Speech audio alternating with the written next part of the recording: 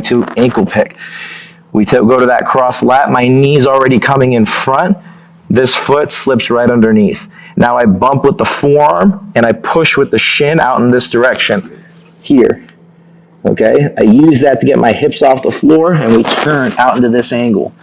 Let's do a little rotation. We turn out to this angle here. Right from this angle here, I have that control of that far leg. So again, doesn't matter if I have the scoop grip or we have the ankle. This is also a very good grip. The goal is my knee behind my partner's knee. So when he tries to point it up at the ceiling, he can't do it. Okay, and I can sit him down. So if I can get it behind, great. If from here, I feel that he's pointing his knee up, we switch hands, we catch the knee, and we hand assist to pull it in. And then now from here, we can figure four our legs, and we can start sitting our training partner down and into good position.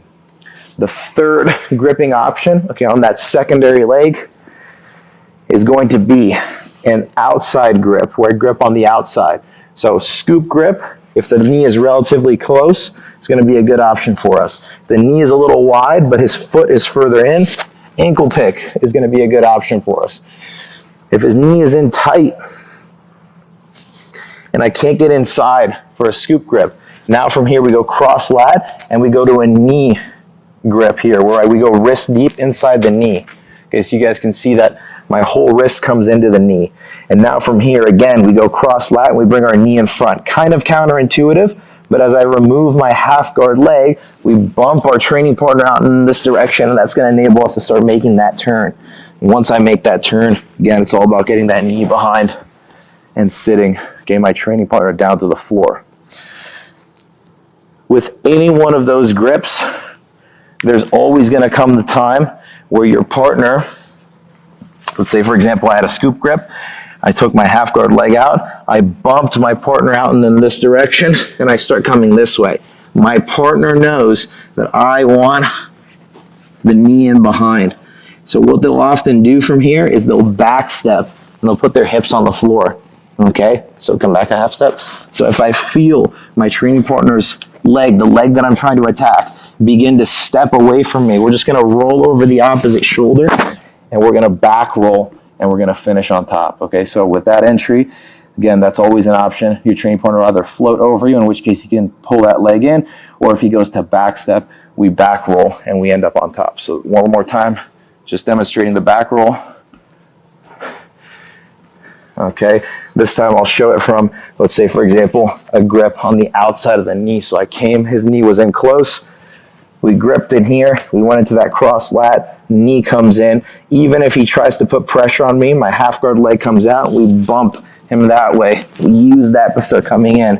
And now from here, ideally, I want to get him behind, but he goes into that back step. So I roll to the opposite shoulder, and I use that to back roll all the way up into top position. We can obviously sit back into the legs here, but because we've come on top, potentially we could start swimming in, coming up into a good passing position on top.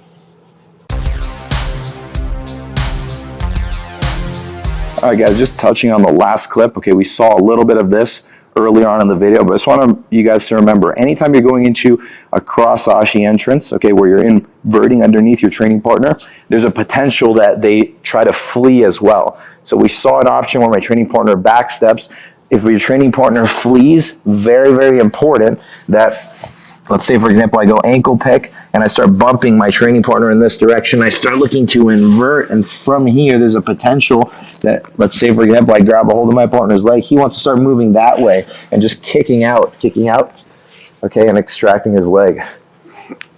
So if we see that that's the case, regardless of the grip that we have, from here, we bump, we turn, and from here, he wants to start moving that way. We catch above our partner's knee. So as he goes to run, we're well connected to him. And from here, we could start making, okay, transitions like we saw a little bit earlier on. So if we see that our partner is going to flee, okay, it can happen with this entry. It could happen with the entries that we saw previously. Hold on to that knee, and as he goes to flee, we go in and we just enter in backside. He exposes himself, okay, to a backside position. Just something to keep in mind, okay, when you're entering into cross ashi. Okay guys, now let's look at another X guard entry, this time using a scoop grip when our training partner is on 2 knees. We were in half butterfly, okay? And from here, we go in and we start getting into that scoop grip, okay? Remembering that we always want to make sure that our scoop grips are elbow deep, okay? Never with an extended arm. It's going to be hard to pull his leg in. We again go into that cross lat, and now from this position, we remove the half guard leg as we did before, but only this time, our whole thing is to shovel our hips underneath our partner. So I want to get my knee behind my training partner's hamstring as I use that cross lat to redirect him this way, and I elevate with that butterfly hook.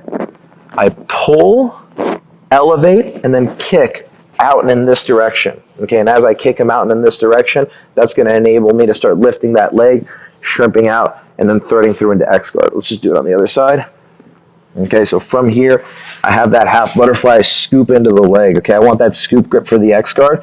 So I take my leg out, we pull, and I get my hips underneath him. Okay, and then from here I use that post on my partner's lat muscle to push him out and away, and then from here we can start threading our leg through. Maybe in the context, okay, rather than it being from this kind of static situation, in the context that I was trying to maybe start sending my partner out in this direction, okay, and they resist and they start forcing themselves back this way. So let's do the other side. Turn. So I wanted to maybe enter into the legs, and from here I start trying to send him this way, but he resists, and I feel that resistance, we shovel our hips underneath him. Okay, and we use that to push my training partner away, enter into X, okay, or potentially reverse.